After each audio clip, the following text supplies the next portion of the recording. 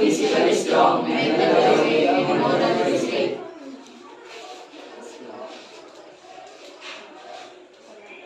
Recite the panunumpa ng Scout. Sa ngalan ng aking dangal, gagawin ko ang aking natupag. Ang buong makakaya, ang buong Recite the panunumpa ng Scout.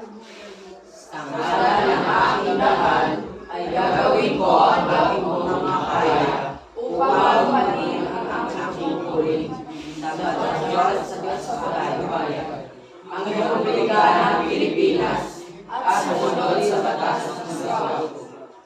Tumulong sa lahat ng sa ibang tao sa lahat ng pagkakataon. Recite the panunumpa ng Scout. Sa ngalan ng aking dangal, ay gagawin ko ang aking buong makakaya upang mapanin ang aking tungkulin sa Diyos at sa aking bayan, ang Republika ng Pilipinas, at sumunod sa batas ng sumunod sa ibang tao sa lahat ng pagkakataon, pamanatiling malakas ang aking katawan, gising ang isipan at nakalakasan. Ready?